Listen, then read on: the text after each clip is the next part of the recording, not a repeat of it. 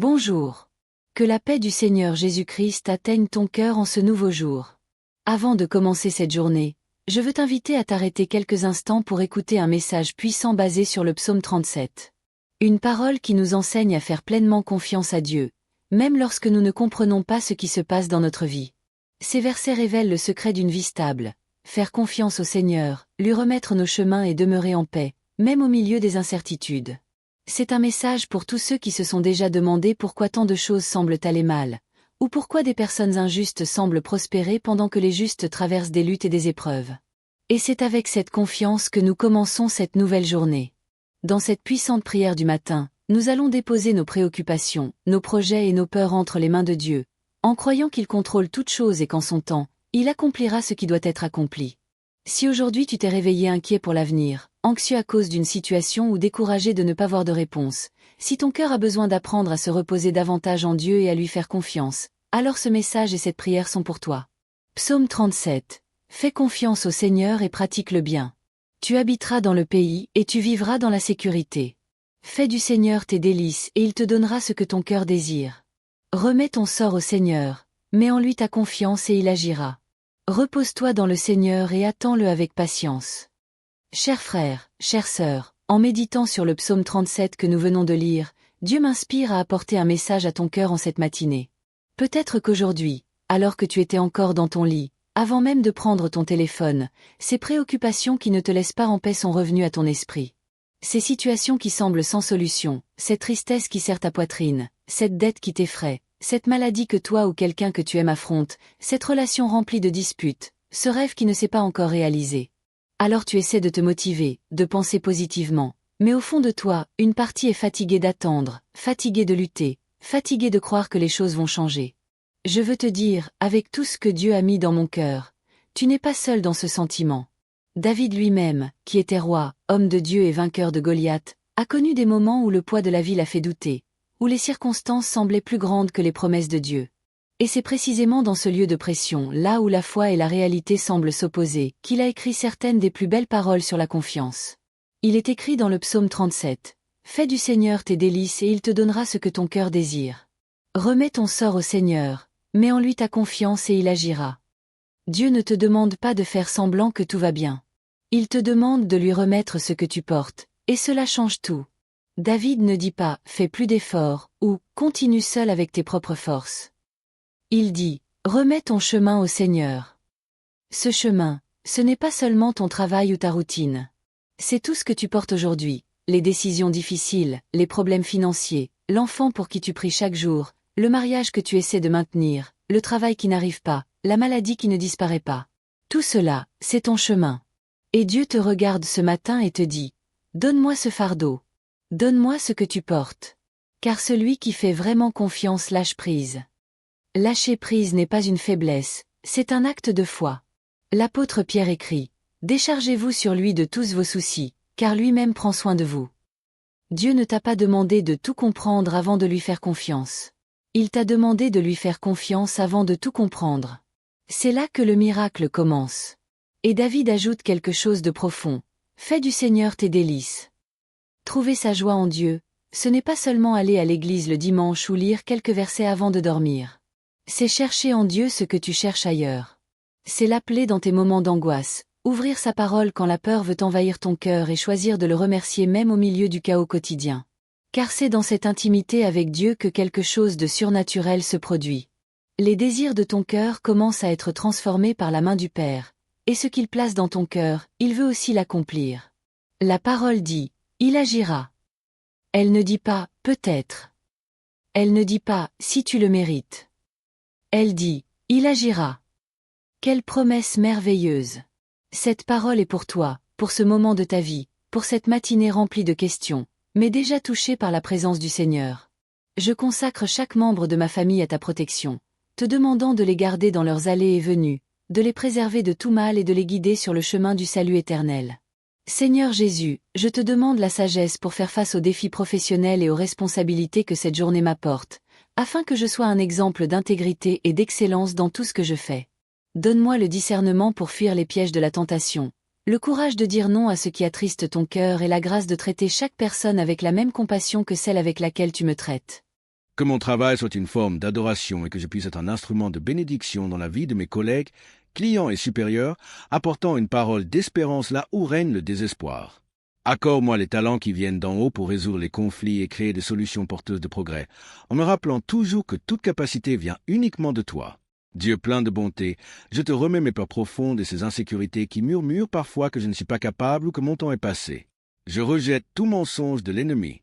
Au nom de Jésus, je déclare que je suis ton enfant bien-aimé, lavé par le sang de l'agneau et revêtu d'autorité pour vaincre les forces du mal qui cherchent à paralyser la destinée que Dieu a préparée pour moi. Fortifie ma foi afin que, face aux géants, je ne regarde pas la taille du problème, mais la grandeur du Dieu qui combat pour moi et qui n'a jamais perdu une seule bataille. Que ta joie soit ma force et que je marche avec la certitude que celui qui est en moi est plus grand que celui qui est dans le monde, en surmontant chaque obstacle avec la persévérance de ceux qui espèrent dans le Seigneur. Père d'amour, je prie pour la santé de mon corps et de mon esprit. Que ta puissance traverse chaque cellule, chaque organe et chaque partie de mon être, apportant renouvellement et vigueur pour accomplir la journée que tu m'as donnée. Chasse toute fatigue extrême, toute angoisse qui oppresse mon cœur et toute pensée de défaite qui tente de s'installer dans mon esprit, et remplace-les par la vie abondante que Christ a promise. Quand Dieu se prépare à libérer une grande bénédiction dans ta vie, le ciel entier se met en mouvement. Les choses que tu croyais perdues commencent à se réaligner. Les portes que l'ennemi avait fermées s'ouvrent sans que tu saches comment. Le silence de Dieu n'est pas un abandon, c'est une gestation dit. Quand Dieu se prépare à libérer une grande bénédiction dans ta vie, le ciel entier se met en mouvement. Les choses que tu croyais perdues commencent à se réaligner. Les portes que l'ennemi avait fermées s'ouvrent sans que tu saches comment. Le silence de Dieu n'est pas un abandon, c'est une gestation divine. Ce que tu vis n'est pas un retard, c'est une préparation. Car la bénédiction véritable ne descend jamais sans une saison de transformation intérieure. Le Seigneur ne bénit pas pour impressionner, mais pour accomplir une mission. Il façonne ton caractère avant de placer la couronne sur ta tête. Comme il est écrit dans le psaume 37, verset 4. Fais de l'Éternel tes délices et il te donnera ce que ton cœur désire. Cette promesse n'est pas une illusion, elle est la signature de Dieu sur ta destinée. Si tu regardes cette vidéo aujourd'hui, c'est que le Saint-Esprit veut te révéler les 10 signes prophétiques qui précèdent toujours une bénédiction majeure. Reste jusqu'à la fin, car une prière de percée t'attend pour activer ce que Dieu prépare déjà dans l'invisible. Abonne-toi à Lumière de Dieu, like cette vidéo si tu crois que ta saison de gloire approche, et écris en commentaire. Jésus prépare ma bénédiction et je crois à son plan parfait. Depuis la Genèse jusqu'à l'Apocalypse, chaque bénédiction divine a toujours été précédée par une saison de préparation silencieuse. Avant que Joseph ne règne sur l'Égypte, il a connu la fosse et la prison. Avant que David ne porte la couronne, il a affronté le lion, l'ours et le rejet. Avant que Jésus-Christ n'entre dans sa gloire, il a traversé la croix. La bénédiction de Dieu ne tombe jamais au hasard. Elle s'accomplit dans le temps exact que le Père a déterminé. Comme il est écrit dans Ésaïe 60, verset 22. Moi, l'Éternel, j'hâterai ces choses en leur temps. Cela signifie que même quand tout semble figé, Dieu orchestre en secret le moment parfait pour manifester sa promesse. Dans notre génération impatiente, beaucoup confondent attente et oubli. Mais Dieu ne t'a pas oublié. Il te prépare, il ajuste ton cœur, il purifie tes intentions, il détache ton âme de ce qui pourrait te voler la gloire qu'il veut te confier. Car la bénédiction n'est pas seulement un don, c'est une responsabilité céleste. Celui qui apprend à attendre Dieu dans la foi devient capable de porter ce que d'autres auraient détruit par précipitation. Et c'est justement là que commence la révélation. Il existe des signes spirituels clairs qui annoncent qu'une grande bénédiction approche. Lorsque Dieu prépare une grande bénédiction, rien dans ta vie ne reste ordinaire. Les signes sont là, mais ils ne se révèlent qu'à ceux qui marchent dans l'Esprit. Le Saint-Esprit agit comme un sculpteur silencieux. Il taille, polit, creuse et façonne ton âme pour qu'elle puisse contenir la gloire à venir. Ce que tu perçois comme des pertes, des retards ou des silences divins sont en réalité les coups de ciseaux du Créateur sur ton destin. Chaque douleur cache une promesse, chaque épreuve cache une élévation, chaque désert prépare une terre promise. C'est pourquoi Dieu t'invite aujourd'hui à ouvrir les yeux spirituels pour discerner ces signes prophétiques que beaucoup ignorent, mais que les élus reconnaissent. Le premier signe que Dieu prépare une grande bénédiction dans ta vie, c'est quand les portes humaines commencent à se fermer. Tu n'es plus compris. Certains s'éloignent sans explication. Les opportunités semblent disparaître. Mais en vérité, Dieu t'arrache à ce qui n'était pas destiné à durer. Il coupe les alliances qui t'auraient limité. Il t'enlève des lieux où tu étais toléré pour te conduire là où tu seras célébré. Souviens-toi d'Abraham. Dieu l'a béni après lui avoir dit de quitter son pays et sa parenté. Ce que tu perçois comme un rejet est souvent une redirection divine. Car la bénédiction ne peut venir que dans le lieu que Dieu a choisi, pas dans celui que ton cœur préfère. Le deuxième signe, c'est le silence de Dieu. Tu pries, tu cries et le ciel semble immobile. Mais ce silence n'est pas un vide, c'est la salle d'attente du miracle. Dans le silence, Dieu t'enseigne à dépendre de lui et non des émotions. C'est dans ce silence que ton discernement s'aiguise, que ta foi se solidifie, que ton oreille spirituelle apprend à reconnaître la voix du Maître. Souviens-toi de Job. Quand Dieu s'est tu, c'est parce qu'il était en train de prouver sa fidélité. Le silence de Dieu n'est jamais une absence. C'est la préparation d'une démonstration. Le troisième signe, c'est l'intensification des combats spirituels. Quand le diable sent que quelque chose de grand se prépare, il redouble d'attaques pour t'épuiser, te décourager, t'isoler. Il veut te faire douter du plan de Dieu juste avant la percée.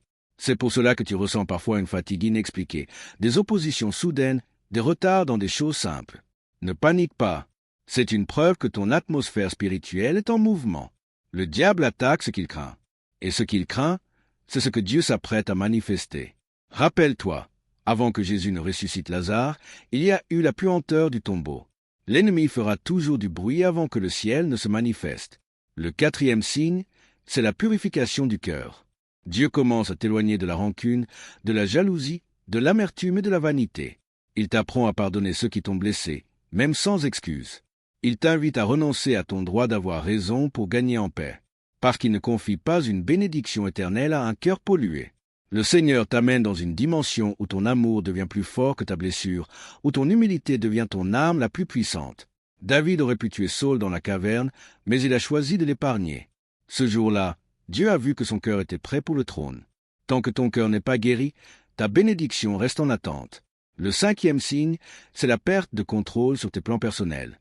Tu avais tout organisé, tout prévu, tout planifié, et soudain tout s'écroule. Tes projets semblent se dissoudre dans un chaos inexplicable.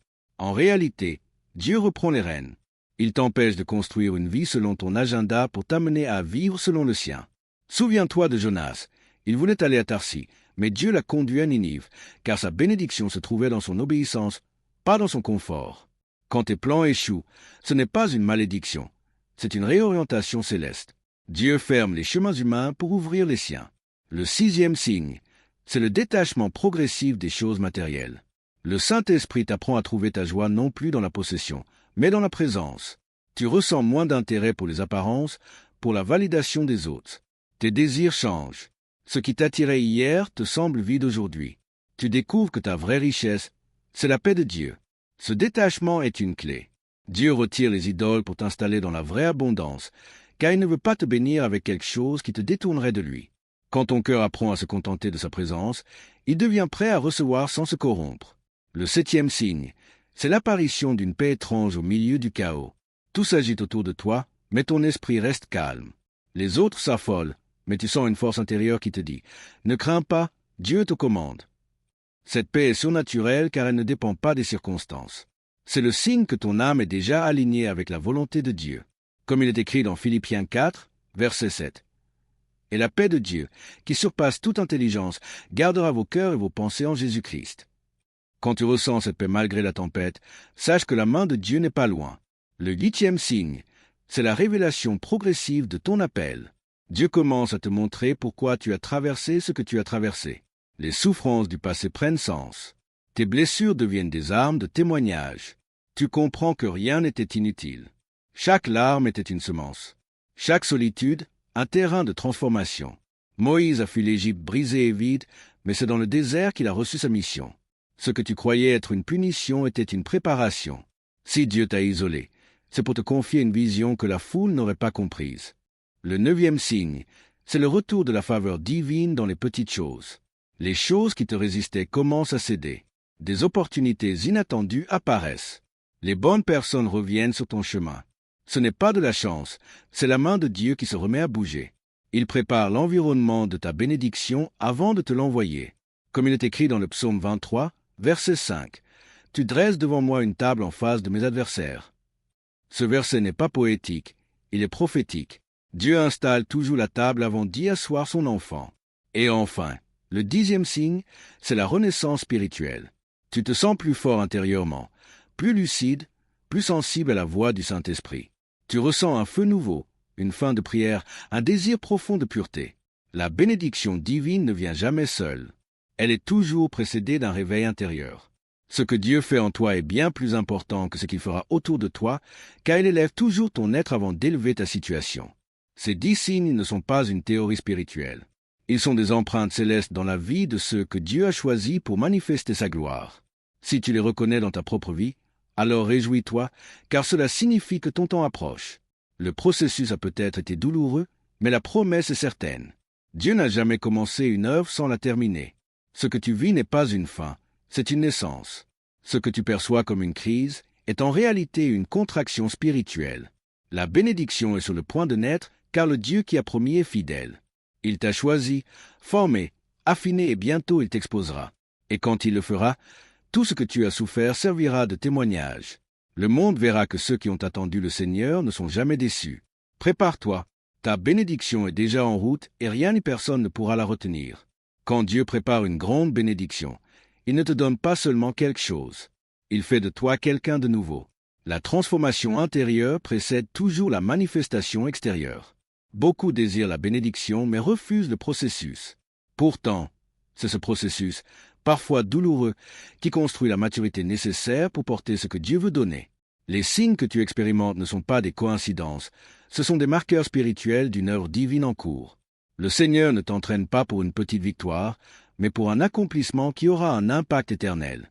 Chaque étape, chaque silence, chaque perte est une brique posée par sa main pour bâtir un temple plus fort à sa gloire. Quand Joseph a été trahi par ses frères, vendu, emprisonné, il n'a pas compris que tout cela n'était qu'un itinéraire vers le trône. Dieu ne le punissait pas, il le préparait à gérer une nation. Ce que tu appelles injustice, Dieu l'appelle préparation. Ce que tu qualifies de perte, Dieu l'appelle repositionnement. Et ce que tu vis comme un retard, Dieu l'appelle synchronisation céleste. Car sa bénédiction arrive toujours dans la plénitude du temps. Jamais avant, jamais après. L'erreur de beaucoup, c'est de penser que la bénédiction se manifeste quand tout devient facile. En réalité, c'est souvent quand tout s'effondre que Dieu est le plus proche. L'obscurité qui t'entoure n'est pas le signe de son absence, mais la preuve qu'il te cache pour te révéler au moment fixé. La Bible dit dans Ésaïe 45, verset 3, « Je te donnerai des trésors cachés, des richesses enfouies, afin que tu saches que c'est moi, l'Éternel, qui t'appelle par ton nom. » Les plus grandes bénédictions ne se trouvent pas à la lumière du jour, mais dans les lieux secrets de la foi. Dieu cache ce qui est précieux. Il préserve ce qu'il a choisi. Il protège ce qu'il veut manifester en son temps voulu. Si ta vie semble mise à part, c'est parce que tu es un trésor en gestation. Le Seigneur t'a placé dans le silence non pour t'oublier, mais pour te construire dans le secret. Les bénédictions rapides sont souvent superficielles, mais celles qui viennent de Dieu portent un poids éternel de gloire. C'est pour cela que tu ne peux pas te comparer aux autres. Ne te décourage pas en voyant ceux qui avancent plus vite que toi. Leurs bénédictions sont peut-être visibles, mais la tienne sera durable. Dieu travaille en profondeur, et les œuvres profondes prennent du temps. Le processus que tu traverses est une école spirituelle. Dieu t'y enseigne la patience, la résilience, la dépendance et l'obéissance. Il te montre que la vraie bénédiction n'est pas ce que tu reçois, mais ce que tu deviens pendant que tu attends. Tu n'es pas en pause, tu es en construction. Tu n'es pas oublié, tu es observé. Tu n'es pas abandonné, tu es affiné. Le Seigneur veut que ta bénédiction te rapproche de lui et non qu'elle t'éloigne. C'est pour cela qu'il te teste avant de te bénir. Il veut voir si tu l'aimeras toujours quand tu n'auras rien, avant de te confier ce que tu demandes depuis des années. Il veut t'apprendre à rester fidèle dans la sécheresse pour te rendre capable de supporter la pluie. Car la pluie qui bénit ceux qui sont. Enraciner noie ceux qui ne le sont pas. Voilà pourquoi Dieu retarde parfois la bénédiction. Il s'assure que tes racines sont solides. Si tu reçois trop tôt, ce qui devait t'élever risque de te détruire. Mais quand tu es prêt, ce que Dieu avait gardé en réserve descend sans effort. Tu n'as pas besoin de forcer la main de Dieu. Ce qu'il a prévu pour toi viendra te chercher au moment exact où ton cœur sera prêt à le porter. C'est la loi spirituelle de la maturité divine. Dans Galates 6, verset 9, il est écrit « Ne nous lassons pas de faire le bien, car nous moissonnerons au temps convenable si nous ne nous relâchons pas. » Cette parole révèle un secret. La bénédiction n'appartient pas à ceux qui commencent, mais à ceux qui persévèrent. Chaque fois que tu résistes à l'épreuve sans céder au découragement, tu rapproches ta saison de récolte. Dieu observe la constance plus que les performances. Ce qu'il veut, ce n'est pas ta perfection, mais ta persévérance. Si tu refuses d'abandonner, le ciel finira par s'ouvrir. L'autre erreur fréquente, c'est de croire que la bénédiction divine se manifeste seulement par la prospérité matérielle. Pourtant, la bénédiction selon Dieu est d'abord spirituelle. Elle commence par la paix, la sagesse, la force intérieure. Car si ton âme n'est pas guérie, aucune richesse extérieure ne t'apportera la joie. Jésus a dit dans Matthieu 6, verset 33, « Cherchez premièrement le royaume et la justice de Dieu, et toutes ces choses vous seront données par-dessus. » La véritable bénédiction n'est pas de posséder beaucoup, mais de vivre en harmonie avec le ciel. Quand ton cœur cherche Dieu plus que ses dons, tu deviens un canal que rien ne peut tarir. Alors Dieu t'élève sans que tu le demandes. Il te comble sans que tu le réclames. Il te confie sans que tu aies à convaincre. Il sait que ton cœur restera à lui-même dans l'abondance. C'est pourquoi le chemin de la bénédiction est toujours pavé de renoncement. Dieu te demande d'abandonner ce que tu crois nécessaire pour te donner ce qui est éternel. Il t'apprend à lâcher prise non pour te priver, mais pour t'aligner. Ce que tu perds aujourd'hui prépare ce que tu recevras demain. Job a tout perdu, mais il a reçu le double parce qu'il n'a pas maudit Dieu dans sa souffrance.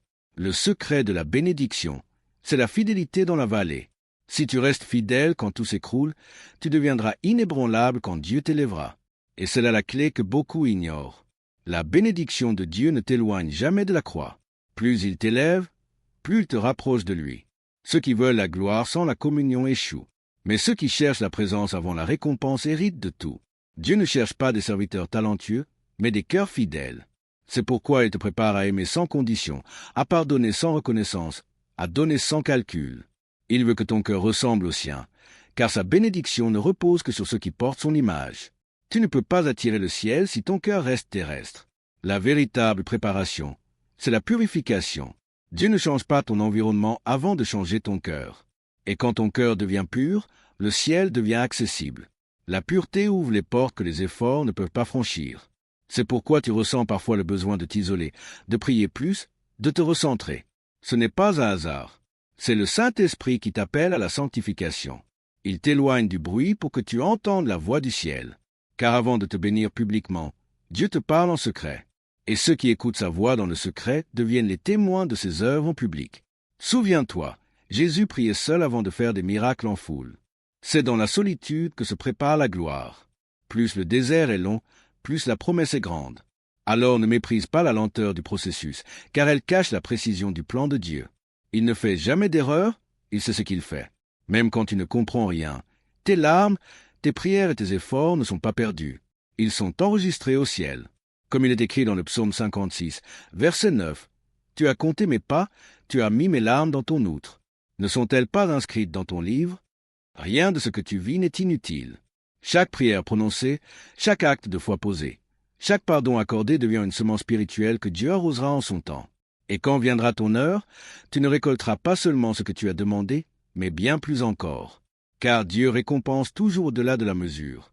Voilà pourquoi il est dit dans Éphésiens 3, verset 20, « À celui qui peut faire, par la puissance qui agit en nous, infiniment au-delà de tout ce que nous demandons ou pensons, à lui soit la gloire. » La bénédiction que Dieu prépare pour toi dépassera tout ce que tu as imaginé.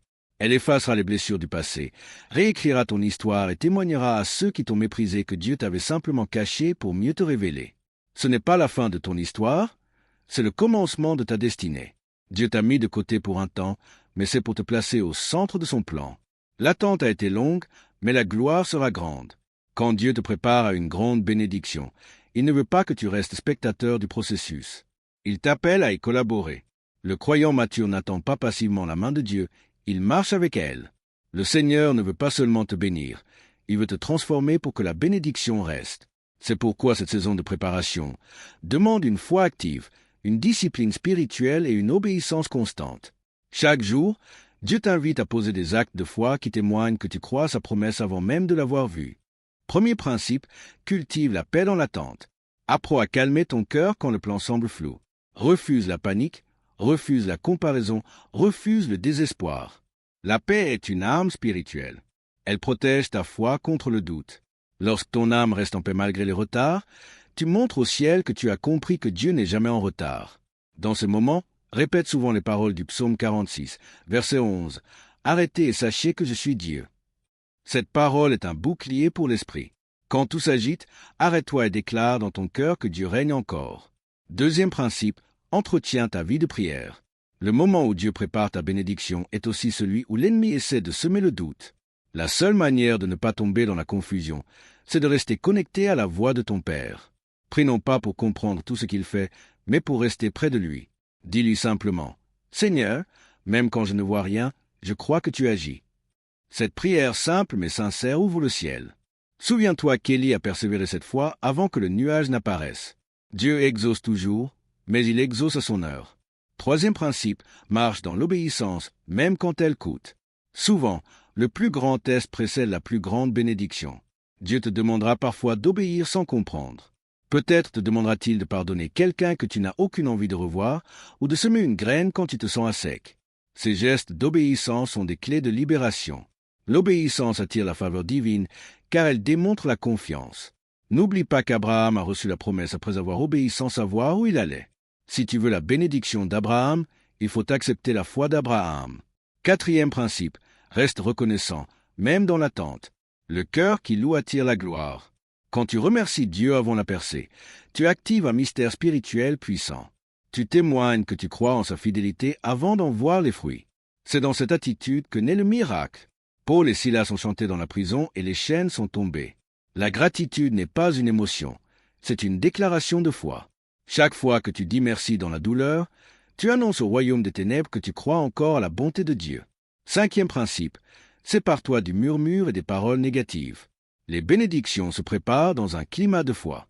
Si tu passes ton temps à te plaindre, à douter, à répéter que rien ne change, tu bloques le mouvement du ciel. Dieu agit dans la louange, pas dans la plainte. Apprends à surveiller tes paroles. Ce que tu déclares construit ton avenir. Dis chaque matin, « Seigneur, je crois que tu prépares quelque chose de grand pour moi. » Ces paroles créent une atmosphère où la bénédiction peut descendre. Sixième principe, sois fidèle dans les petites choses. Avant de te confier une bénédiction majeure, Dieu t'observe dans les détails. Comment gères-tu ce qu'il t'a déjà donné? Comment traites-tu les personnes autour de toi? Comment réagis-tu dans les moments d'injustice? Dieu ne teste jamais la force de tes mains avant d'avoir testé la pureté de ton cœur. Si tu restes fidèle là où tu es, même sans reconnaissance, Dieu te placera là où il veut que tu sois. C'est un principe divin. La fidélité invisible précède toujours la promotion visible. Septième principe, n'arrête jamais de semer. Le monde spirituel fonctionne selon la loi de la semence. Ce que tu sèmes aujourd'hui reviendra en bénédiction demain. Sème ton temps, ton amour, ton service, ta prière, ta patience. Même quand tu ne vois pas les résultats, continue. Les semences enfouies sous la terre sont invisibles avant de fleurir. Dieu voit ce que les hommes ne voient pas. Ton obéissance secrète prépare des récoltes publiques. Huitième principe, pardonne sincèrement. Beaucoup de bénédictions sont bloquées parce que le cœur est alourdi par le ressentiment. Dieu ne peut remplir un vase plein d'amertume. Si tu veux qu'il te bénisse, vide-toi de tout ce qui t'empoisonne. Pardonner, ce n'est pas dire que l'autre a eu raison, c'est choisir de ne plus être prisonnier de ce qu'il t'a fait. Le pardon libère ton ciel. Jésus a dit sur la croix, « Père, pardonne-leur car ils ne savent pas ce qu'ils font. » C'est cette phrase qui a ouvert le chemin du salut. Neuvième principe, entretiens la foi par la parole de Dieu. Médite chaque jour un verset, même un seul, mais laisse-le s'ancrer en toi. La foi ne vient pas des émotions, mais de l'écoute de la parole.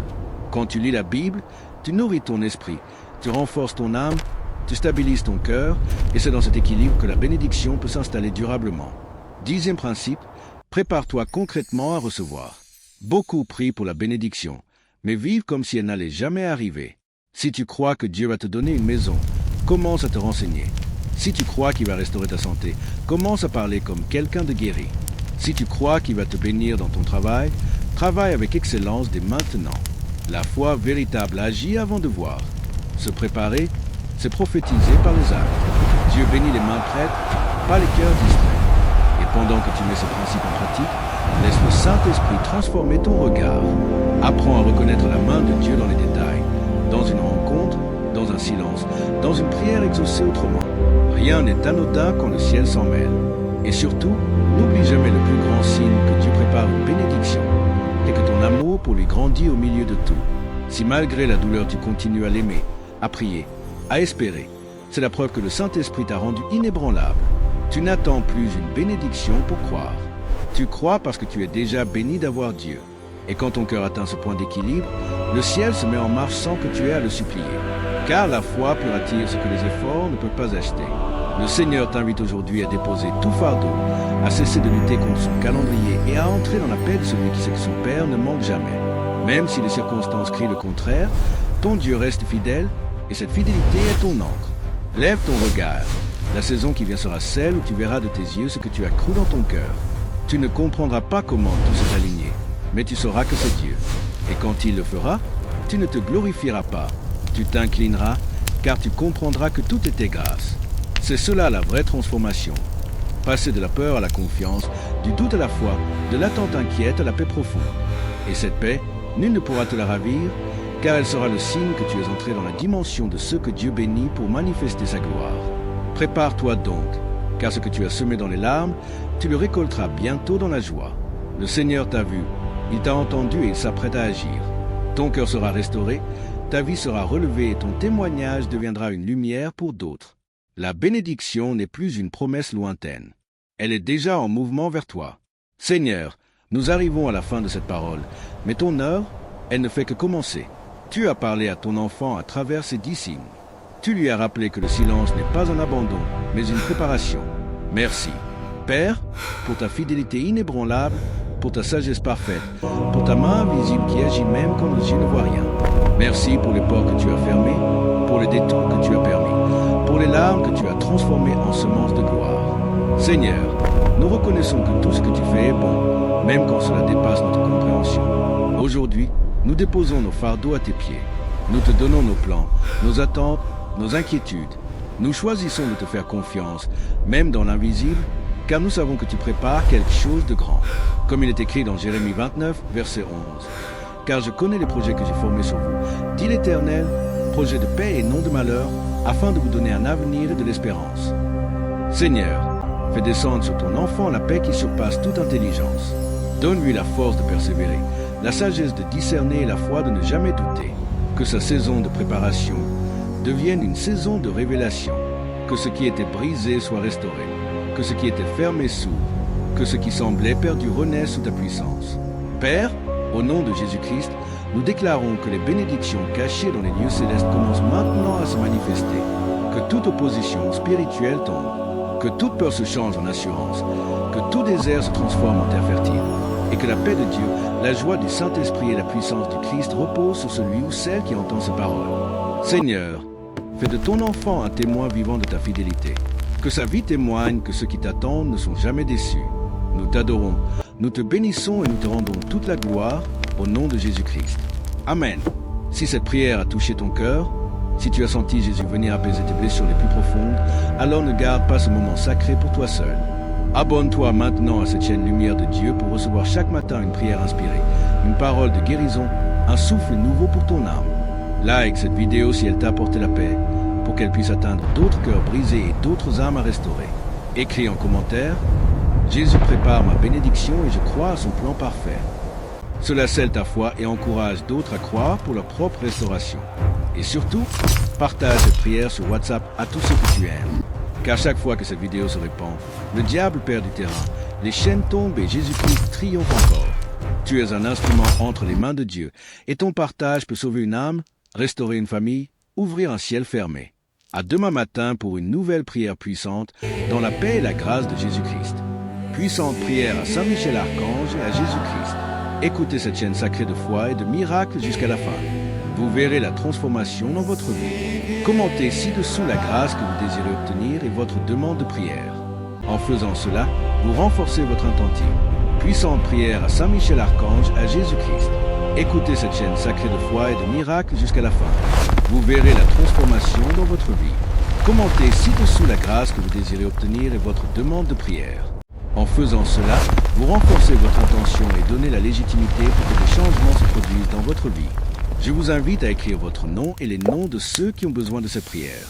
Que le Seigneur bénisse votre vie et celle de ceux qui ont été mentionnés, avec sa paix et sa protection constante. Alors, en ce moment de foi, concentrez-vous, ouvrez votre cœur et prions.